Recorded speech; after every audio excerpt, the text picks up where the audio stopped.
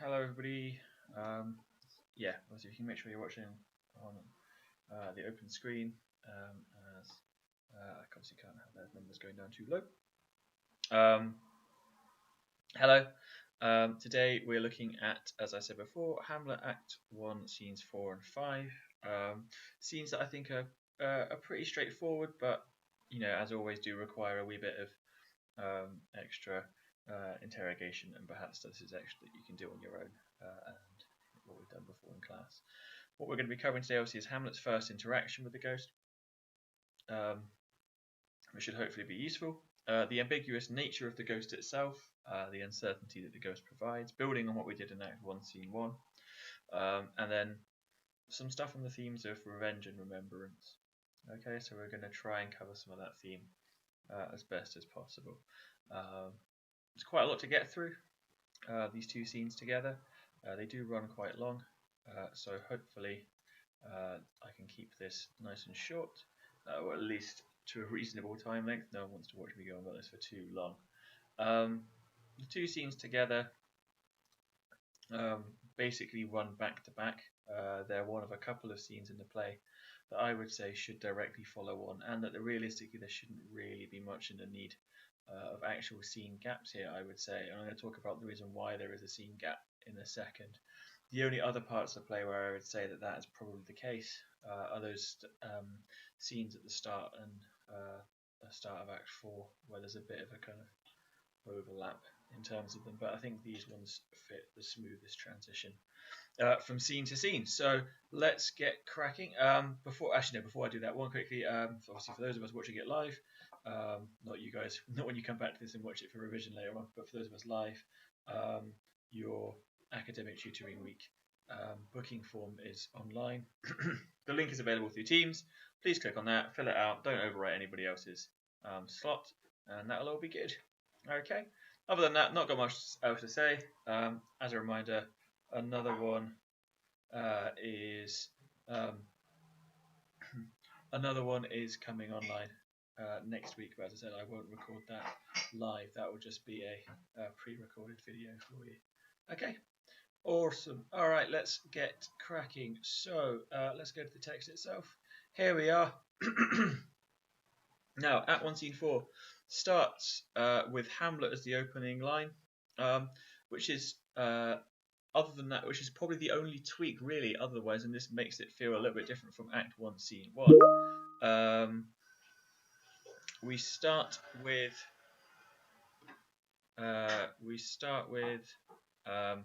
oh, hang on a second. Yes. There we go. People have got their right questions in the chat. Cool. So it starts very much in a similar tone, mood, feel as Act 1, Scene 1. We are on the battlements again. We assume again there's no explicit direction of that, but we just have to fill it in ourselves. Hamlet in Act 1, Scene 2. Before the gap we had with Laertes and Ophelia.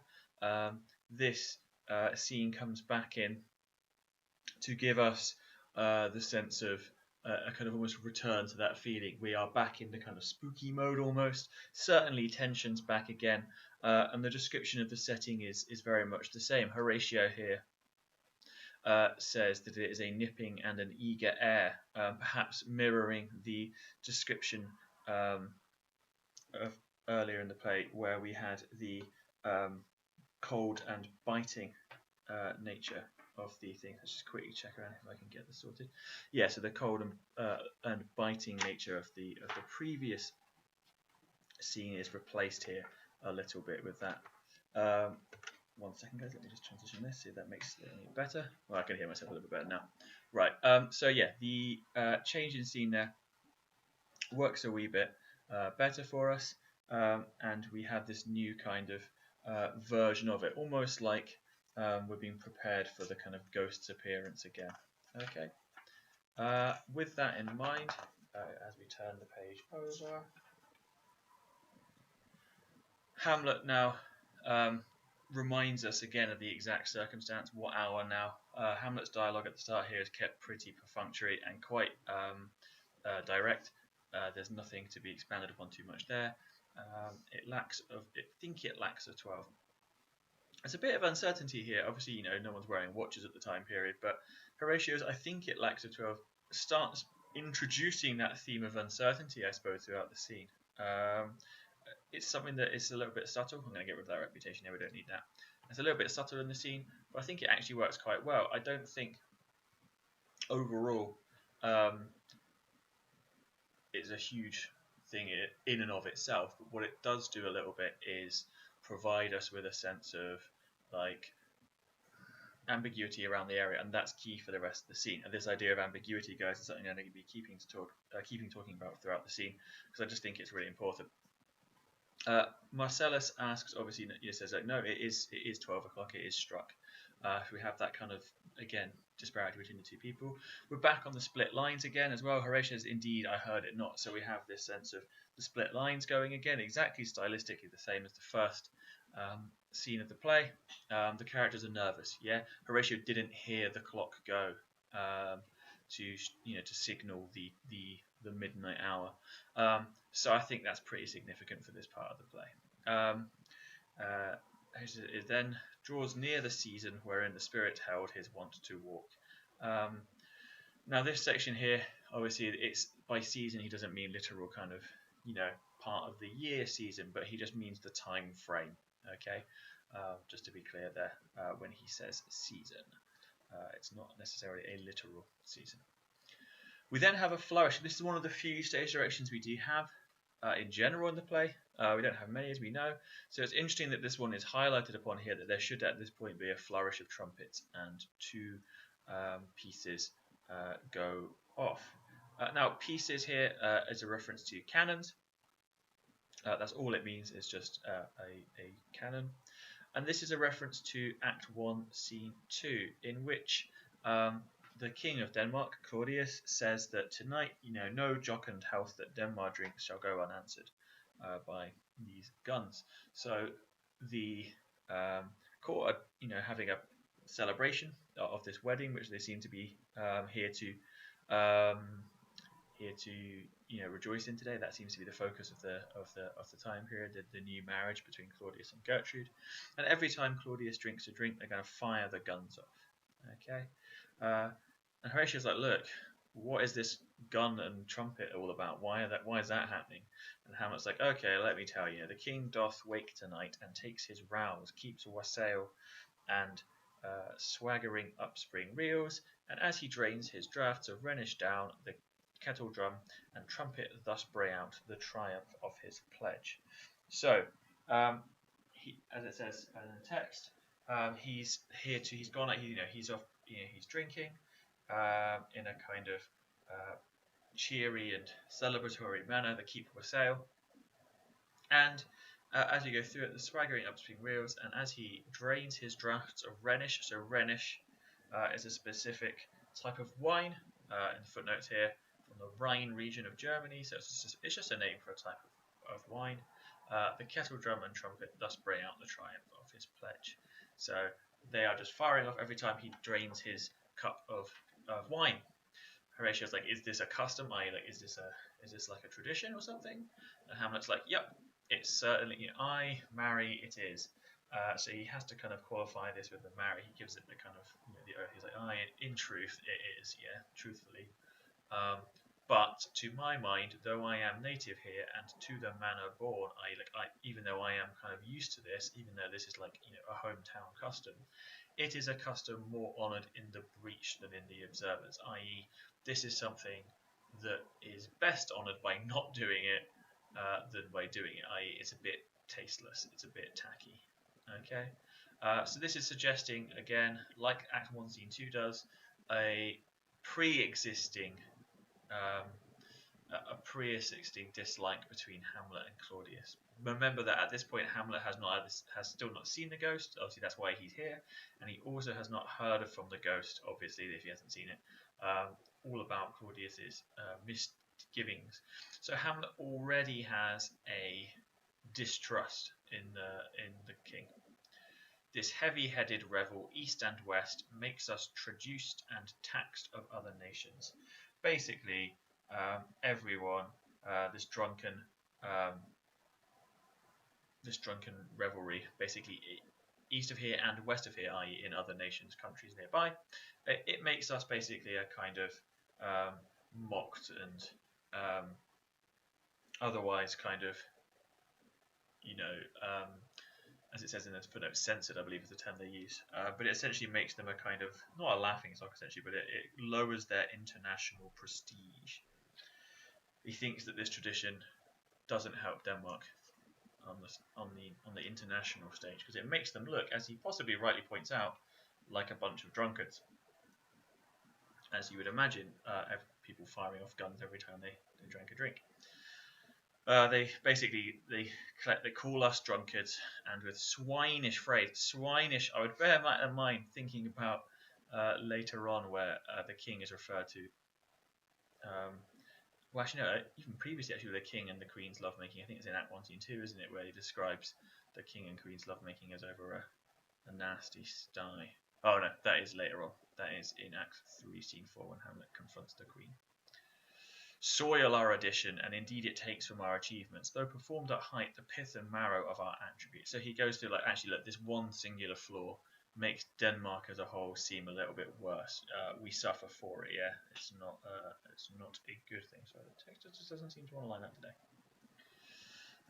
So oft it chances in particular men that for some vicious mole of nature in them, as in their birth, wherein they are not guilty, since nature cannot choose its origin, by their overgrowth of some complexion, breaking down the pales and forts of reason, or by some habit that too much overleavens the form of plausive manners, that these men, carrying, as I say, the stamp of one defect, like nature's livery or fortune's star, his virtues else, be they as pure as grace, as infinite as man may undergo, shall in the general censure take corruption from that particular fault. The dram of eel doth all the noble substance of a doubt to his own scandal. So this is just essentially a message here to say that the individual, regardless of however good he is and noble otherwise, either from some vicious mole of nature, i.e. some kind of natural problem with his figure, or with some kind of unfortunate, otherwise fate-based or kind of fortune-based delivery, may end up with a single flaw that will damn him in the general kind of perception, yeah, under the general censure, as it describes here. This then perhaps, I think, gives us, for me, a kind of awareness of Hamlet about the possibility of the flaw, perhaps the tragic flaw even, that we might look at as part of the genre. Yeah, if we look back even to a kind of Aristotelian level, this idea of the tragic figure having a flaw, a character flaw, hamartia, if you want that technical terminology for that. So I think it's just a case here that Hamlet is suggesting a couple of things. One, dislike of the king, and this is really reinforced, and it perhaps almost links to this idea of there's something rotten in the state of Denmark, that this one particular flaw can damage everything around it. If you look in the footnotes, there is a kind of specific point here about obviously the good things around it being, corrupted as such, that there's some kind of flaw that overall eats away at everything else. He's also showing his own kind of intelligence and his understanding of characters and people in general. He's quite smart, Hamlet, and it just kind of sets up his attitudes and stuff towards that. So as he's going on, during this sense where he's talking into full flow, the ghost then kind of enters, and it's quite a nice entrance. It's similar-ish to the ghost entrance in the first place, where he enters during the guard's kind of eloquent storytelling about the previous visit, and then the ghost just turns up, and it does exactly the same thing here. The ghost just turns up mid-sentence, literally mid-line even, without any kind of notice. As I said before, often the ghost would be probably brought on stage using some kind of trapdoor or descending device perhaps, or something else. So this might be a case where we have a surprise figure. We have a surprise figure, I suppose, that is allowed to shock the audience here. That the ghost still has a kind of shock value. So Horatio's like, look, here it comes. Hamlet then, angels and ministers of grace defend us. So Hamlet's first reaction to the ghost's entrance is one of fear and protection almost. He wants to be defended by the angels and ministers of grace. He invokes heavenly bodies to defend him. Now, this suggests Hamlet already has a certain suspicion towards the ghost, perhaps shared by Horatio, but not necessarily by the guards. He is afraid, perhaps, of the nature of the ghost itself. This builds on that whole potential Catholic-Protestant gap, which we're going to talk about in a second, remind ourselves of. So Hamlet is shocked and a little bit scared of the ghost, seemingly, and he continues this on. He asks immediately, and I want you to note a couple of things here. One, he says, "Be thou a spirit of health or goblin damned? Bring with thee airs from heaven or blasts from hell. Be thy intent wicked or charitable? Thou comest in such a questionable shape that I will speak to thee." So, it's actually quite weird here. That the main thing I'll say is that he uses the thou form in addressing the ghost. We've talked about this before, but the thou form is the more informal and personal style of address. Usually you'd say to people who are close to you or friends or whatever it is, perhaps even your family members.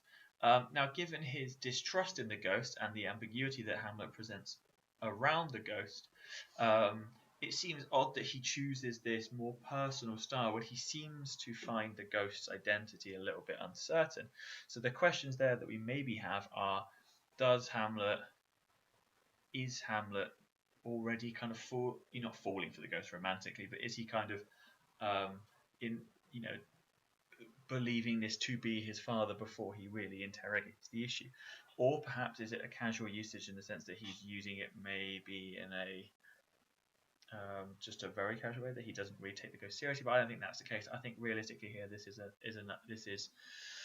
a hint that Hamlet is invested in the ghost and is invested in thinking of it as his father. And that's just, again, guys, you need to, if you haven't already got that distinction between you and thou really nailed down, you need to have it, basically. It's core to understanding some of the relationships between characters in the play in terms of their dialogue. So Hamlet sets up this series of oppositional, almost straight dichotomies, i.e. he gives us lots of oppositionary concepts back to back. So he starts with a spirit of health or a goblin damned. So again, like either something good, something bad. Air from heaven or blast from hell, intense, wicked, or charitable. So he gives us these three. And they are presented on 3 lines. This triplet of direct oppositions of good and evil. Yeah, is this ghost good? Is it bad? Hamlet needs to know. He gets no response to these questions at this point, but Hamlet seems to be very much skeptical about the nature of the ghost. He says that you come in such a questionable shape. Now, this is a lovely bit of wordplay, in the sense that the ghost is a questionable shape, i.e. it is a shape that invites Hamlet to ask questions. It is a questionable shape. He wants to question it, but also it's questionable in the sense that he doesn't trust it. Yeah, its presence as the king is questionable. It calls doubt. So there's a nice bit of wordplay there that Hamlet uses again, and just building on Hamlet's previous characterization. He says that I will speak to thee. I'll call thee Hamlet, king, father, royal Dane. Interesting sequence in which he gives them here, focusing on king first, then father, then royal Dane. Think about how Hamlet positions his father in relationship to himself. Oh, answer me, let me not burst in ignorance, but tell why thy canonized bones, hearsed in death, have burst their cerements, why the sepulchre wherein we saw thee quietly interred hath opened his ponderous and marble jaws to cast thee up again. What may this mean that thou, dead corpse, again in complete steel, revisits thus the glimpses of the moon, making night hideous, and we fools of nature so horridly to shake our disposition, with thoughts beyond the reaches of our souls? Say, why is this? Wherefore? What should we do? So Hamlet's questions to the ghost are even more advanced and literary than Horatio's were previously in the play. He uses this really kind of elaborate register. We have this kind of image of the sepulchre, or the tomb, essentially. An elaborate tomb, essentially. Why that is where you were buried, but it has opened its ponderous and marble jaws to cast thee up again. So there's a sense of the personification of the tomb that has almost spat forth. The ghost is just it's just a lovely bit of imagery. I think it's just really interesting. What may this mean that you are again in your complete still? Why are you revisiting the glimpses of the moon, making night hideous, and we fools of nature so horridly to shake our disposition? So why are you basically perverting the natural order of things? What is it about what has happened to make you the ghost? Just this kind of perversion of life, of nature, of existence, that kind of stuff. And he asks at the end, Hamlet's questions go from this very elaborate style to by the end, they're just, why are you doing this? What is the point? What should we do about this? Wherefore again is why, not where. As we hopefully all remember from doing our GCSE Romeo and Juliet, those of us that did that. So the ghost has no lines. And in fact, it may well this kind of stage direction probably wasn't there initially. This is just there because we can tell it from Horatio's line. It beckons you to go with it, so we know that between these two lines, this ghost beckons has exist. So the ghost silently, beckons Hamlet away. Beckons you to go away with it, as if some impartment did desire to you alone. So basically, it asks you to go away with it as if it wanted to tell you something. On its own. Yeah. Now, before we get onto that, I want to have a quick look at just this scene initially. I've given you over here on the no, over there, that way. You will find on this screen, in fact, this end, I have given you this illustration that I have constantly on the side here is of Hamlet and the ghost. And in fact, let us flick over to here where we can see the image more fully. I've given you another one here as well. They're both quite similar in nature. I feel this one here captures it better simply for the reason that the other characters remain in a more Renaissance dress than these ones. While they are guards, and they would be armed, I think this one puts them to medieval. I think the key thing of the play is that the play's thematic point here is that when you see Hamlet juxtaposed against his father, and obviously this is the image I'm using for the channel, when you see Hamlet juxtaposed against his father should be distinctly historical. Yeah, Hamlet should be dressed in a manner that juxtaposes directly with the king, and this reinforces so many themes in the play. The gaps between past and present. We're going to talk about one with justice in a minute as well, but this should really be a distinct characterization here, and likewise again, and you'll see the same in almost all versions of Hamlet. Hopefully, any good versions of Hamlet, anyway, is that you will see a cultural distinction made between the king, a representative of the past, and a more and the kind of medieval society, and Hamlet, the kind of figure of modernity, the figure, well, what would then have passed from the contemporary nature, the early modern man. Okay, so Horatio, obviously, as I said, beckons. Marcellus claims, look with what courteous action it waves you to a more removed ground. So both of them say, look, he's trying to get you to go away with him, but both of them seem to have the same advice. But do not go with it. Horatio says, no, by no means. Hamlet's like, it will not speak, then I will follow it. So Hamlet's already being lured in by the ghost. Horatio again, do not, my lord, don't do that, it's a bad idea. Hamlet says, why? What should be the fear? I do not set my life at a pin's fee, and for my soul, what can it do to that, being a thing immortal as itself? It waves me forth again, I'll follow it. So Hamlet sees no possible negative consequence of him pursuing the ghost here. He's like, look, what does it worry me? I don't value my life at all. I value it less than a pin's fee, i.e. nothing, a penny. And for my soul, what can it do to that? Being a thing immortal, and what can it actually do to my soul? Well, potentially things. We'll come to that later. But potentially things it could do to him. Horatio makes the clearest argument against it. He said, what if it tempts you toward the flood, my lord? or to the dreadful summit of the cliff that beetles o'er his base into the sea, and there assume some other horrible form that might deprive your sovereignty of reason and draw you into madness. Think of it, the very place puts toys of desperation without more motive into every brain that looks so many fathoms to the sea and hears it roar beneath. So Horatio's lines here are really significant, I think. They are a warning about what the ghost can do to Hamlet. That he fears it could either take him off somewhere and just kill him off, get rid, um, or that he might take him somewhere else and drive Hamlet insane, to send him into madness. This isn't an accidental kind of parallel here. I would lay out the narrative as thus. Following his conversation with the ghost, Hamlet says that he will feign madness, spends a large portion of the play feigning madness, and then trying to get revenge. I suppose this could be used as a part of a production to suggest that Hamlet's madness has somewhat more authenticity, or at least that there is an ambiguity around Hamlet's madness, whether it is instigated by the ghost. Like, is the ghost responsible for Hamlet's madness? Therefore, actually, is the whole tragic narrative part of the ghost setting this up? And in that case, is the ghost to blame? Is the ghost a corrupt figure? Does that make the ghost bad? And these are all kind of opened questions by this that we obviously probably don't think about until later on in the play. But these lines from Horatio sow a little seed of doubt, even if it's just there to be a little bit ambiguous and annoying for an audience, I suppose.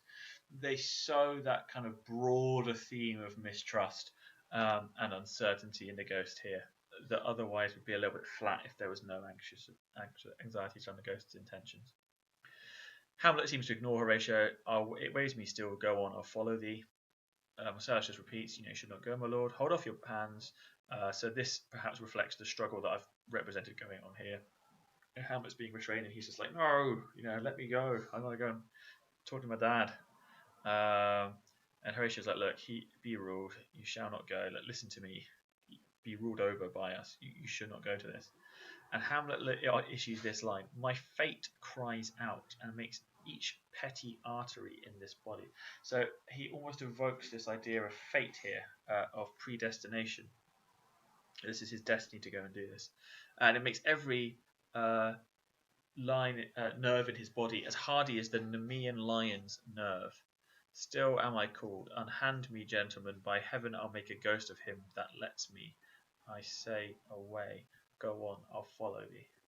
So Hamlet's like, no, I'm going. My body, my nerves are as hardened as the Nemean lions. The Nemean lion, another mythical reference to a beast of the classical Greek world. It was a very, very tough lion that could not be killed by any weapon. It could not be, speared or stabbed or whatever. It was so tough, hence the tough nerves that Hamlet references here. It was famously in opposition of Hercules. It was one of his, in fact, maybe his first labour. I can't remember if it was his first or his second, but it's very early one of his heroic labours. And in the end, Hercules overcomes the lion by choking it to death. Not a happy story for the lion. But the key thing, I suppose, with Hamlet here is that thinking back to the first scene he's in, Act 1, Scene 2, in his soliloquy there, in that scene, Hamlet says that he is nothing to her. He says, this king is no more to my uncle than I am to Hercules. So Hamlet compares himself extremely unfavourably to Hercules there. Here, he's the Nemean lion, a worthy opponent of Hercules, but one that's ultimately not to the same standard. Later in the play, no one can stop him, not even Hercules. So this is an interesting thematic imagery set, but Hamlet, over the course of the play, slowly becomes a figure whose bravery can challenge Herculean qualities. Okay, I just thought that's an interesting kind of note to pick up on there. And it's really interesting in terms of thinking about how Hamlet both adopts and rejects traditional heroic values. So he, threatens the two of them that he'll make a ghost of them if they don't let him go. And he's like, basically, I'll kill you if you don't let me go here, which seems a bit extreme, but fair enough. So Horatio worries that he waxes desperate. He grows wild with imagination. That Horatio fears that Hamlet is kind of expanding beyond himself in terms of his imagination. Marcellus is like, let's follow. It's not fit thus to obey him. Horatio is like, have after, what issue will this come? It's like we need to go and follow him. And then Horatio's like, what will happen as a result of this event? The characters seem to be aware of the kind of ominous portentousness of the ghost's appearance. And this is go back to the first scene of the play. They say, there's some strange eruption to the state. Something is rotten in the state of Denmark. Is Marcellus's line here, a great line for corruption and all those kinds of themes, and also the ghost's presence. Heaven will direct it. Nay, let's follow him. So the two of them head off in pursuit of Hamlet. Amazingly, Hamlet clearly goes somewhere with the ghost that they can't find very easily, because we get quite a long scene in Act 1, Scene 5 until they turn up again. So suspension of disbelief or whatever here. So we have the stage, we have the scene change here, where Ghost and Hamlet now appear on stage together on their own. The scene change here is simply indicating a change in setting and a little bit later on. Yeah. Now, the Hamlet starts addressing the ghost, and before we get into this, I want to kind of make a quick point again about the ambiguity of the ghost. Yeah, that the ghost is a source of uncertainty, and I'm going to give us a couple of versions of the ghost here. This is from an essay that I've given you. I've given you like a ton of essays today. There are like so many on the ghost, and to be honest, there was at least 10 more I could have put on there. I just didn't want to drown you all. But what we have here is this line, which I think is particularly interesting. The Hamlet ghost is a compound of the Senecan revenge ghost, the Catholic purgatorial spirit, and the popular graveyard spook created for an audience prepared by theatrical tradition. By what Cardinal Newman called floating religious opinions against official dogma, and by current folklore to give it dramatic credence. So, in this critic's work, they argue that the ghost is a mixture of many different influences and sources. And we're going to actually look over the course of the scene now how the ghost seems to adopt and reflect many different anxieties. Hamlet's own uncertainties about the ghost, before we even get to the Catholic assumption here, is that Hamlet obviously is afraid of the ghost because he himself seems to be a Protestant. He was educated in Wittenberg, famous home of Martin Luther, the original reformer. Well, not the original, but one of the original, the most probably famous Protestant reformer. So Hamlet seems to be educated by, or at least in that tradition. Whereas, but obviously the problem with that being that in the Protestant faith there is no room for an afterlife. There's no room for a middle ground afterlife. There is no purgatory for the Protestants. You either go into hell or to heaven straight away. So Hamlet's perhaps religious persuasion or whatever might lead him to be naturally suspicious of the ghost. For Catholics, ghosts were benevolent spirits who are there for issues of usually religious redemption. Yeah, they need something done for them, or they're there as a kind of blessing almost. So that ambiguity already, before we even get into these two other ones, the Senecan stuff and the kind of just spook, ghost tale kind of set of the ghost as well, which is important not to remember that, it's not just about religion. Ghosts are just a scary thing, right? I'm sure that when you see a ghost in a film, you're watching a horror film, you're not like, oh god, this ghost is specifically in line with my religious views on ghosts, and now I'm less or more scared as a result of that. Yeah, the ghost is just inherently spooky. It's weird. It's a dead person come back to life. Don't forget about that. The same way that, yes, there are kind of religious things going on with the witches and Macbeth, but there are also creepy witches. Yeah, like stage work will be put into this to make them scary. So don't forget about that. Now, I mentioned Senecan tradition here.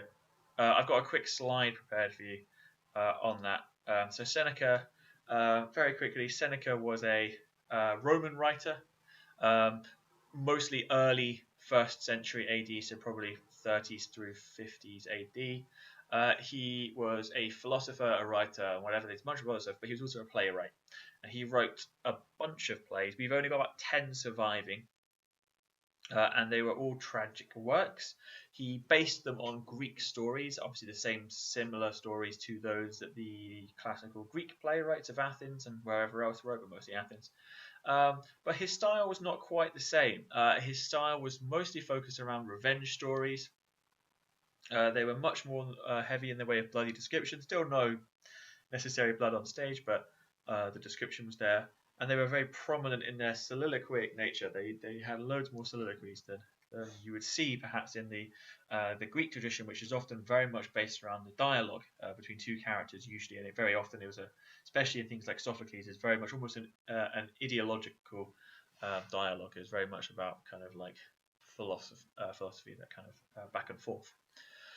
One of the memorable features of Seneca, I mean, look, loads of people will tell you that revenge tragedy in general, the Renaissance revenge tragedy, is hugely indebted to Seneca's works anyway. That these writers like Shakespeare, Middleton, Webster, whoever else, are either familiar with Seneca or are reading him themselves.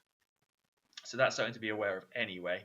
But what I would also say is that they have one particular standout in Seneca, is that the ghost, the supernatural, often turns up. In fact, unlike the Greek plays of classical work, you don't really see the gods too much in Seneca's plays. You don't see, like, for them it would have been what, Jupiter. They don't. He doesn't. The gods don't get involved. Instead, we have things like ghosts and witches and other supernatural creatures, but often ghosts. And the ghosts in Senecan plays really were a kind of plot device. They were like, I am the figure of such and such and such and such. I need to be revenged, or I need this to be done. Go and do it. Okay? So that's what we're referring to when we talk about the Senecan tradition in terms of the influences for Hamlet. So, as a summary, what we have then in Hamlet is three or four different conflicting things. We've got Protestant attitudes towards ghosts. We've got Catholic attitudes towards ghosts. We've got just spooky ghosts in general, trying to make him scary, trying to make him, sinister. We then also have this kind of literary tradition with Seneca, who uses these ghosts in a particular narrative style to reflect the kind of grotesque deaths that need to be avenged. And you also have the other tradition of revenge tragedy at the time, which also is regularly using things like ghosts. Even in Shakespeare's own plays, in terms of ghosts and tragedy, you will see the ghost of Banquo in Macbeth. You will see the ghosts. Is it the ghost actually of Caesar himself? I think it might be. I can't remember. The ghost in Julius Caesar as well, that turns up to the murderers Brutus and Cassius, as well as in some other Shakespearean plays, which I'm not going to go into right now. We also know that there is a hint of the ghost in Webster. Webster does not rely on the ghost so overtly. The hint of the spirit of the ghost in the Duchess of Malfi, when it appears to be the Duchess's spirit speaking in the graveyard. That ghost is much less. It's still ambiguous as to whether it is a ghost or not. That's the ambiguity there. But if it was a spirit, it does seem to be very much a kind of generous Catholic spirit. That does seem to be the quite clear implication, not least because the play is set in Italy. So let's crack on. Hamlet asks where the ghost is taking him. He's like, I'm not going any further. And the ghost just replies to this, mark me. I listen to what I say. Yeah, take this seriously. It's a 2-word imperative command. Yeah, it's an order by the ghost. And Hamlet just responds, I will. Hamlet takes on a kind of subservient position here to the ghost. And we have the split lines again. My hour is almost come when I, to sulphurous and tormenting flames, must render up myself. So the ghost uses this syntactical inversion here. Along with some of his language, the ghost speaks in a slightly archaic and literary style himself. When I, to sulphurous and tormenting flames, must render up myself, what he means is when I must go to sulphurous and tormenting flames. So he flips the structure of the sentence round, and as I said, what we would normally call that is syntactical inversion. So Hamlet already gets a sense of pity for the ghost. Hamlet, I suppose, who's standing in for the audience as the protagonist and as the only character in the play yet to kind of see the ghost. He's kind of coming into this. He's a poor ghost. He has a pity for it. It's a pathetic figure for him. Pay me not. So pity me not, but lend thy serious hearing to what I shall unfold. So the ghost here is like, don't feel sorry for me, but just listen to me. Yeah. And Hamlet says, look, speak, I am bound to hear. Now, Hamlet uses this language of binding here to the ghost's will. Hamlet cannot tear himself away from the ghost's things. And it suggests a sense of like he's been locked into something. This will build back up onto that idea of fate that we've talked about before. Hamlet has to listen to him. So art thou to revenge when thou shalt hear. So again, look, art thou shout.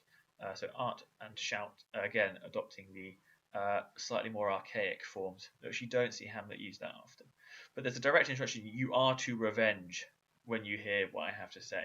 So the call to revenge here being made immediately explicit. Yeah, the ghost is not messing around. He wants revenge. Hamlet asks, "What am I revenging? What? What am I to revenge?" As far as we know, Hamlet has no knowledge of any need to revenge anything. So the ghost says, "I am thy father's spirit, doomed for a certain term to walk the night, and for the day confined to fast in fires, till the foul crimes done in my days of nature are burnt and purged away." So he says, look, I'm in purgatory. Yeah, I have to walk the earth at night, and in the daytime I have to go and be burnt alive. Burnt, not alive obviously, but it has to be burnt until his crimes in my days of nature are burnt away. So this is one of the punishments that you would see traditionally in a revenge. Not in a revenge, in a Catholic faith. Yeah, you will be in purgatory and you will be tortured, literally tortured, until you have your sins removed that you died with, that you weren't, if you went to death without confession. But that I am forbid to tell the secrets of my prison house. I could a tale unfold whose lightest word would harrow up thy soul, freeze thy young blood, make thy two eyes like stars start from their spheres, thy knotted and combined locks to part, and each particular hair to stand on end like quills upon the fearful porpentine. But this eternal blazer must not be to ears of flesh and blood. So we've got this classic horror device here of, look, if I was allowed to tell you what it was like in purgatory, I could tell you some absolutely horrendous things that would make your hair stand on end, your eyes would fall from their sockets, you would just be completely terrified. But I can't tell you that because these stories cannot go to ears of flesh and blood. They can't be told to the living. So it's just a nice bit of fear building there. Creates a horrible sense of purgatory. It's nothing pleasant at all, which is in line with theological position. Purgatory is not a nice place. And it associates dramatically the ghost with this kind of sense of fear, but also of suffering and pain, which is going to be built on in a second when we look at things. Remember, guys, the ghost is in purgatory because it was not able to confess its sins before death. Yeah? Were it able to, in line with Catholic tradition, as long as they weren't too bad, it is likely that the ghost would have had a much easier time getting into heaven. The only reason why it hasn't been able to confess its sins before death is because it was killed in sleep. So there was no chance for it to confess. So this is perhaps why Hamlet's desire for such a kind of aggressive revenge against Claudius, when it all comes out in a minute, is so powerful, because Hamlet has seen that the ghost is suffering, and that is a direct consequence of the way in which the king was killed. So Hamlet's says, "Oh God," he said, we have this kind of fear here. So list, oh listen, listen to me, basically. Take down what I say. Hear me. If thou didst ever thy dear father love. So a lovely bit, a lovely bit again of the syntactical inversion, and it really kind of builds up this kind of uncertain sentence. We don't know what the verb is going to be here. We can probably take a while to explain what it is, but he's kind of setting it up. Hamlet obviously interjects with an "Oh God," just general exclamation. Revenge his foul and most unnatural murder. Now, unnatural murder does seem quite unnecessary addition, most murders should be unnatural. It's defined as unnatural in the Bible. Um, but obviously, as we get into it, the specific circumstances of it do suggest a really unnatural murder. Murder most foul as in the best it is, but this most foul, strange and unnatural. Nice bit of tripling here to suggest the grotesquerie of the murder that the ghost has undergone. So the ghost is just building up for Hamlet, and it's playing upon all these emotional reactions. Yeah, fear this, horrifying death, grotesque, unnatural. Um, the only other character that have used the word unnatural, I think up until this point, might even be Claudius, when he's talking about the unnatural grieving for the father. This is a nice little linguistic tie up there. So Hamlet's like, look, I need to know, get the information to me quickly, so that I, with wings as swift as meditation, or the thoughts of love, may speak to revenge. So Hamlet initially is like, look, tell me now. I'm going to go out and kill this person straight away. I want to get on the revenge train. We know that Hamlet is not like that for the rest of the play, so there's something else going on here. Gross says, I find the apt. Basically, that's appropriate. That is how you should feel. You should want to go and get revenge. And duller shouldst thou be than the fat weed that roots itself in ease on the leth wharf. Wouldst thou not stir in this? So you would be duller than this kind of sleeping weed of the river of sleep, were you not to stir at this news. Yeah, he says now Hamlet, and we still don't know who's murdered him. And this is just a great bit of dramatic build up. We still don't know who the murderer is. Now Hamlet here, 'tis given out that sleep. Now, and this is the key thing. He says that this is what's given out. This is the public story. This is what people have been told. Yeah, he says everyone knows that sleeping in my orchard, a serpent stung me. So the whole ear of Denmark is by a forged process of my death rankly abused. So lots of recurrent imagery here. It's the ear of Denmark, literally because they've been told a mistruth, but obviously the ear of Denmark was abused by the poison that was poured in the ear of Denmark, i.e. the king, not the country.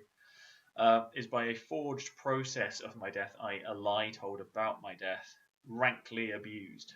Yeah, the nature Denmark as a country has been abused.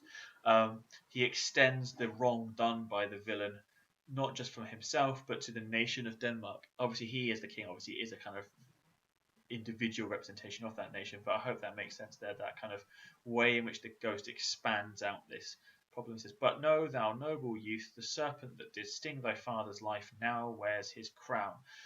Big reveal. There it is. Claudius is the villain. Hamlet already dislikes the Claudius though, so that's a slight issue which we're going to get to in a second. And Hamlet is like, oh, my prophetic soul. Now this is perhaps a sense of weird. It's a slight line. It's he's like, oh, my prophecy. He's like, oh, almost as if he kind of guessed this. Now Hamlet has at no point suggested that the king has done this, but this perhaps alludes to the fact that Hamlet has previously been hostile towards his uncle. That incestuous, that adulterate beast. So the standard language that we'll see Hamlet use earlier on and later in the play of incest and adultery, with witchcraft of his wits, with traitorous gifts, O wicked wit and gifts that have the power so to seduce one to his shameful lust, the will of my most seeming virtuous queen. Interesting line here, seeming virtuous, suggests that there might actually be something more sinister towards Gertrude underneath everything else. But seeming virtuous, don't know, just hints there a little bit that there might be something going on with Gertrude, feeding into Hamlet's maybe otherwise suspicions. So, Queen, O Hamlet, what falling off was there for me, whose love was of that dignity that it went hand in hand even with the vow I made to her in marriage, and to decline upon a wretch whose natural gifts were poor to those of mine. So the ghost here mirrors almost all of Hamlet's language in Act 1, Scene 2. He's like, I was great, I loved her a lot, how has she gone downwards to this lower being, worse than me? I don't understand. But virtue, as it never will be moved, though lewdness caught it in the shape of heaven, so lust, the throw to a radiant angel linked, will sate itself in a celestial bed and prey on garbage. But soft, methinks, I sent the morning air brief like these. He's like, look, there's a kind of fear about that the queen's been corrupted somewhat. We'll skip over that for now because it's not the hugely key part here. Sleeping within my orchard, and we have this lengthy, almost Senecarian, even in classical tragedian sense. My custom always of the afternoon, upon my secure hour, thy uncle stole with juice of cursed Hebenet in a vial, and in the porches of my ears did pour the leprous distilment, whose effect holds such an enmity with the blood of man that swift as quicksilver it courses through the natural gates and alleys of the body, so that kind of image of the body as the city, and with a sudden vigour it doth possess and curd, like eager droppings into milk with the thin and wholesome blood. So did it mine, and a most instant tetter barked about. So tetter is like a kind of rash or something worse. Most Lazar like so, like a kind of plague victim, leprosy Lazar specifically, with vile and loathsome crust all my smooth body. So his body was messed up completely by this poison. This grotesque imagery perhaps reminding us of that Senecan tradition of the kind of gross suffering of the dead. This was I sleeping by a brother's hand, of life, of crown, of queen. So nice bit of tripling again. At once dispatched, reminding us of the kind of grotesqueries of the crimes committed. Cut off, and even in the blossoms of my sin, unhouselled, disappointed, unannalled. No reckoning made, but sent to my account with all my imperfections on my head. O horrible, most horrible, if thou hast nature in thee, bear it not. Let not the royal bed of Denmark be a couch for luxury and damned incest, but howsoever thou pursuest this act, take not thy mind, nor let thy soul contrive against thy mother aught. Leave her to heaven, and to those thorns that in her bosom lodge, to prick and sting her. Fare thee well at once. The glowworm shows the matern to be near, and begins to pale his unaffectual fire. Adieu, adieu, adieu, remember me. So, the ghost's lengthy monologue here reminds us of a couple of things. Horrible, murderous, bad king. Do not rest until he's punished. I don't care how you do it. Get him punished. But leave your mother alone. She doesn't deserve this. She needs to be, she needs to be left alone to her own kind of conscience, which will perhaps prick and sting her in heaven, as he suggests. So a very clear instruction by the ghost here, to which Hamlet responds quite nicely. His second soliloquy, "O all you host of heaven, O earth, what else, and shall I couple house?" So Hamlet immediately is like, is everything involved in this? I don't know what's going on here. There's a sense of uncertainty here. But hold my heart, and you, my sinews, grow not instant old, but bear me swiftly up. Remember thee, I, thou poor ghost, whilst memories hold a seat in this distracted globe. So that's his, like, in his brain, in his distracted globe. Remember thee? Yeah, from the table of my memory, I'll wipe away all trivial fond records, all sores of books, all forms, all pressures past, that youth and observation copied there, and thy commandment all alone shall live within the book and volume of my brain. There's a nice bit of Hendiades that we looked at last week. Unmixed with baser matter. Yes, by heaven, O most pernicious woman, O villain, villain, smiling damned villain, my tables, meet it as I set it down, that one may smile and be a villain. So Hamlet's soliloquy here is firmly about two things. One, memory, remembering his father, and remembering what he says to him here specifically. He gets rid of these fonder memories of his father as from his youth, and will replace them with memories of his instruction to him to get revenge. This is going to be the defining feature of Hamlet's life from this point forward. Perhaps already Hamlet becoming the insane figure that Horatio warned him of earlier in the play. So yeah, it's pretty significant. But the second thing here as well is that he sets up, Hamlet reminds it, he most pernicious woman, so he still doesn't see, so Hamlet still seems to be hostile towards his mother. That's not changed from the first soliloquy, despite the ghost's instruction. And we get this lovely line here: villain, villain, smiling down villain, might set it down that one may smile and be a villain. Lovely bit of characterization for Claudius, smiling down villain. Yeah, but also this idea of smiling and being a villain. Yeah, so this idea that of kind of a Machiavellian deception, that you can have an outward appearance of positivity, but beneath that be cruel and villainous. Yeah, which I think is just a great bit of imagery there. You can really see some kind of clear Machiavellian qualities in that description of a villain. I says, at least I am sure it may be so in Denmark. So there you go. Let's not tempt the senses too much here. Let's go. Oh yeah, that is the case in Denmark anyway. So uncle, there you are. Now to my word, it is. Adieu, adieu. Remember me, I have sworn it. So Hamlet sets himself up to go with this revenge, despite the ambiguities we've had early on. The ghost is such an ambiguous figure. Hamlet didn't seem certain when he met it. We don't seem certain now. And we are still kind of increasingly worried about the nature of the ghost. Has the ghost just played upon Hamlet's existing dislike of his uncle to convince him into doing action that will damn him? Or is this actually what happened? And if so, then Hamlet is going to be doing the right thing. And there are many other things about the ghost interpretation. Now, what I would say is, in the document that I sent over to you, is in the files, there are so many interpretations of the ghost that you could spend hours just looking at these different ones. And those should give you a good idea of what AO5 is about. Contrasting opinions, different viewpoints on a topic. In this case, the ghost is the topic. But there are so many different interpretations of it that I think that makes for a really good bit of getting to know what AO5 is all about.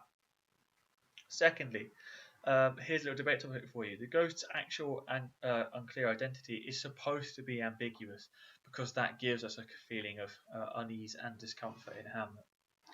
What I would also suggest you do from this section is go back to your critical anthology, the selection of 7 essays that you were given by the exam board, and look at the one about memory and remembrance in Hamlet, and the way in which it argues actually that the ghost specifically is more of is an image of remembrance, and he is a personification of the past. Yeah, a loss and duty for Hamlet.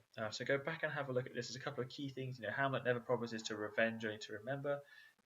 That's an interesting thing. Hamlet fends off his friend's recollection of the public man, the goodly king. His words advertise the privacy which remains him throughout the play. We can show that the remembrance haunts him even to the point of madness, and call this the heart of his mystery. But that heart can never, as he assures Guildenstern, be plucked out. In memory, Hamlet eludes us plainly. His words to Horatio are consistent with the degree of suffering. Even when comfort is found in the past, that only makes the present more desolate and unweeded garden. So we can see how much of the play builds around Hamlet's remembrance of his father, and that the figure of the ghost is a kind of physical manifestation of this remembrance. And then it talks about Ophelia as well, which we've already done in other lessons, obviously, but for now, not relevant to this scene. Okay, covered this already. We're going to come to this as well before we get to the remainder of the scene, which is pretty straightforward, and that will wrap us up.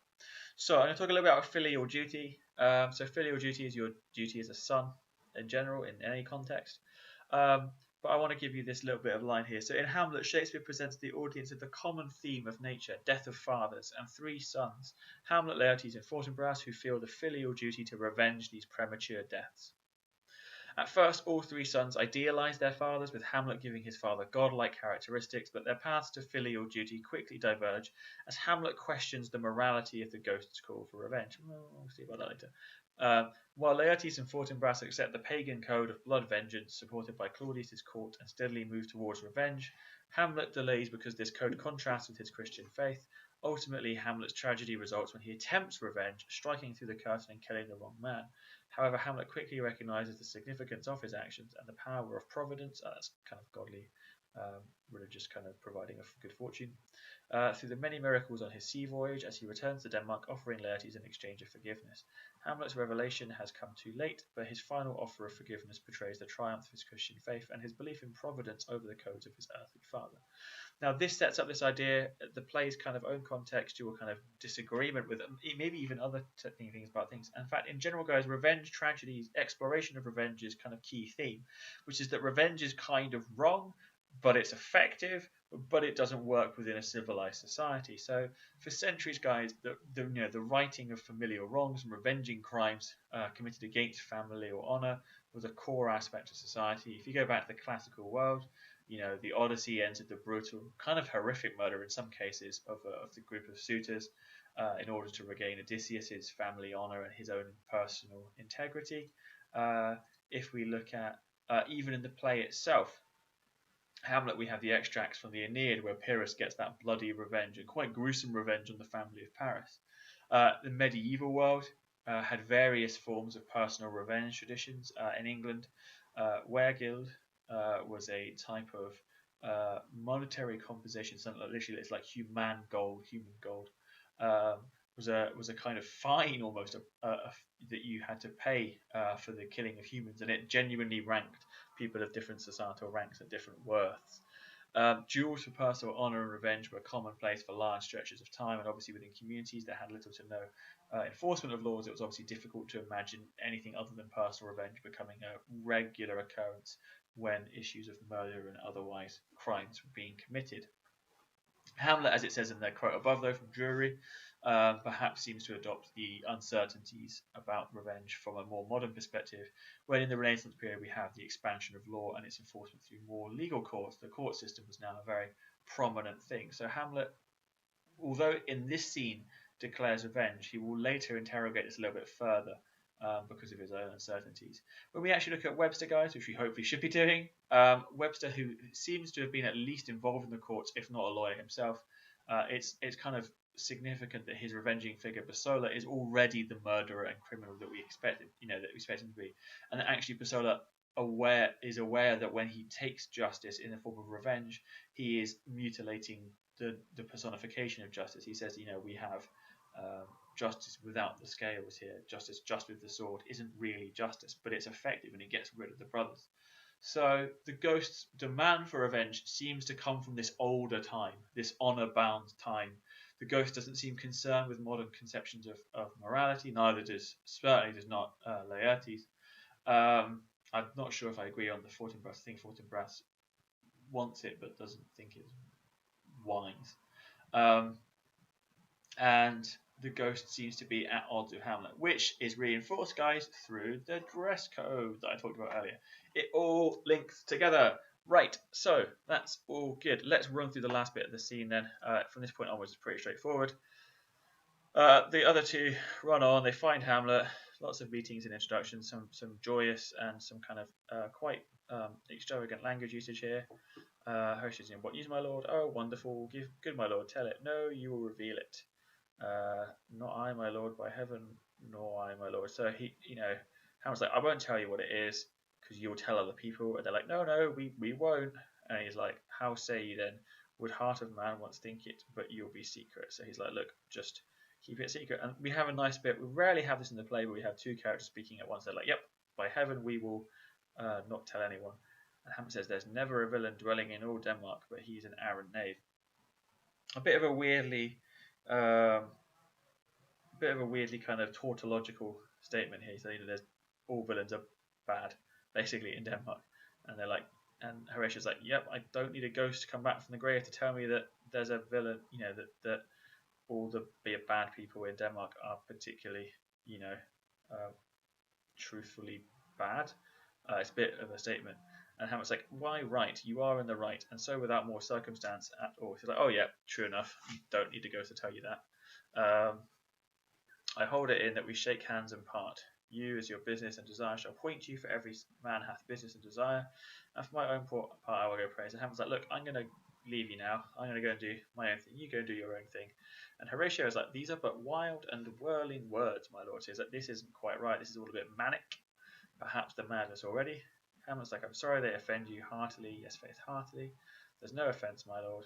Yes, by St. Patrick, but there is, Horatio, and much offence too. Touching this vision here, it is an honest ghost, that let me tell you, for your desire to know what is between us, oh, master it as you may. And now, good friends, as you are friends, scholars, and soldiers, give me one poor request. So Hamlet's, this idea of there is no offence, Horatio says there's no offence to me by what you've said, and Hamlet's like, yes, there is offence, but it's not to him. It's offence in general, in the sense that the ghost has revealed a bigger offence, i.e. that of the murder of the king. That's the offence to which Hamlet is referring to here. Touching this vision here, it is an honest ghost. So Hamlet's like, it's an honest ghost. The ghost is legitimate. That, let me tell you, for your desire to know what is between us, get over that. Yeah, ignore your desire to find out about it. You don't need to know. I'm not going to tell. I've got one request for you. So Hamlet is refusing to tell anybody else about what the ghost has told him. Again, gives you that nice ambiguous space about where Hamlet is mentally. What is it, my lord? We will never make known what you have seen tonight. So they're like, don't tell anybody about the ghost. And they're like, yep, we won't do that. And he's like, yep, but swear it, swear it on something, a proper oath, rather than just saying that you won't. And Horatius like, in faith, I won't do it. They add the kind of swearing phrase in faith here to their same things. And Hamlet forces them further. Upon my sword, split line suggesting the urgency and the kind of distrust almost in Hamlet at this point.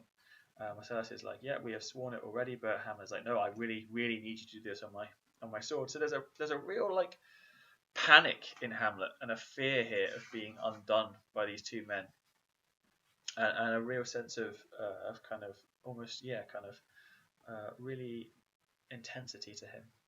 Sayest thou, art thou there, true penny, come and hear this fellow courage, consent to swear.